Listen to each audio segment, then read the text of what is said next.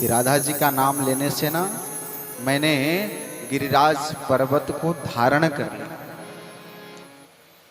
ग्वाल वालों ने कहा, कन्हैया तुम्हारी एक बात मुझे बहुत सत्य लग रही है। क्या? मेरी मैया भी रोज मुझे माखन खिलाती, लेकिन मैं देख रहा हूं कि मैं प्रतिदिन कमजोर होता जा रहा हूं, तो मुझे ऐसा लगता है कि सच में तुम मेरा ताकत तुम चुरा लेते हो।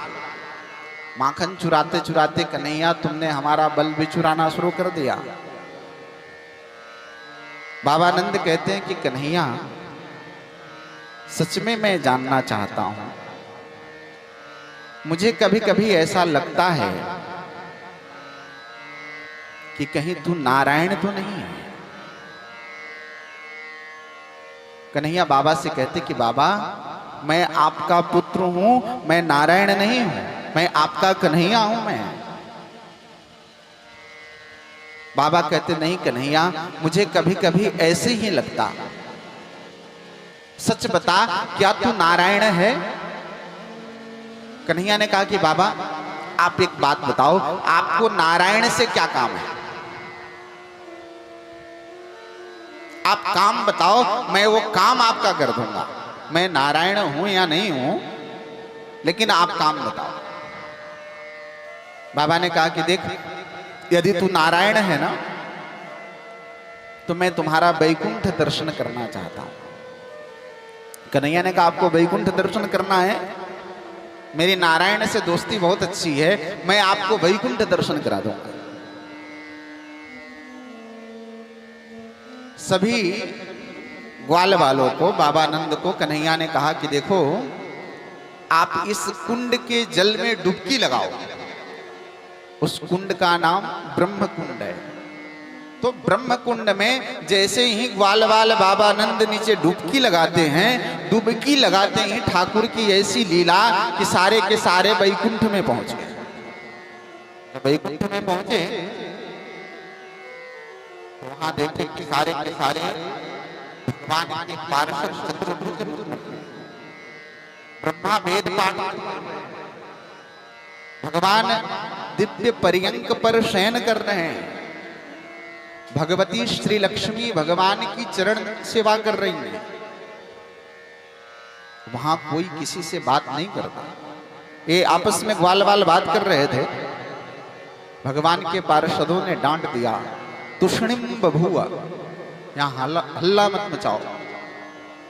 यह सुनकर के ग्वाल वालों को लगा कि देखो, यहाँ तो ये कोई किसी से बातचीत नहीं करता, यह कैसा जगह है। इससे अच्छा तो हमारा ब्रजमंडल ही है। जैसे ही यह भाव आया, भगवान ने अपनी लीला को हटाई और सारे के सारे ग्वाल बाल उस ब्रह्म कुंड से बाहर निकल आए। बोलिए वृंदावन बिहारी लाल की जय हो। भगवान ऐसी मंगलमयी लीलाओं को करके समस्त ग्वाल वालों के मनोरथ को पूर्ण कर रहे हैं। भगवान शुकदेव राजा परीक्षित को यह दिव्य प्रसंग सुनाया है। आगे के पावन प्रसंग में वर्णन करते हुए भगवान शुकदेव राजा परीक्षित से कहते हैं कि राजन, भगवान की लीला, भगवान की कथा भगवान के संबंध में जिज्ञासा पूर्वक प्रश्न करने वाले, भगवान के प्रति विश्वास रख करके कथा सुनने वाले, वक्तारम प्रेक्षकम श्रोत्रीन, ये तीनों को भगवान की कथा पवित्र कर देती है, कल्याण कर देती है, तार देती है। ये ऐसी पावन मंगलमयी कथा है। हे राजन, आगे भगवान की पावन मंगलमयी लीला में भगवान ने अपने माधुर्य लीला के द्वारा समस्त ब्रजबामाओं को, जितनी भी ब्रजमंडल की गोपियां हैं, वो गोपी कौन है? वो गोपी कोई सामान्य गोपी नहीं है। वेद मंत्र की ऋचाएं हैं, कुछ तो ऋषि कन्याएं हैं और कुछ स्वयं ऋषि लोग हैं, वह गोपी बन करके आए हुए हैं, कुछ देव पत्नियां हैं। जिन जिन के अभिलाषा को भगवान पूर्ण करने का वचन दिए थे, वह सब के सब ब्रजमंडल में गोपी बन करके आए। आचार्य विद्वान कहते हैं कि जानते हो गोपी कौन है? तो गोपी वह है, गोभी इंद्रियैः कृष्ण रसम पिबती इति गोपी, जो अपने कानों के द्वारा कृष्ण कथा को पान कर रहा हो, वो सबके सब गोपी है।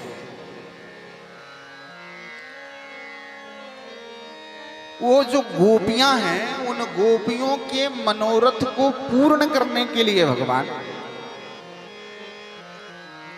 माधुर्य लीला करते हैं। और यह माधुर्य लीला भगवान का अत्यंत गोपनीय लीला है। इस लीला में सबका प्रवेश नहीं, और इस लीला के अधिकारी सब नहीं। राजा परीक्षित कहते कि प्रभु, मैं आपके पास अपनी मुक्ति की अभिलाषा लेकर के बैठा हूं, और आप मुझे माधुर्य लीला का वर्णन सुना रहे हैं। प्रभु, दूसरी बात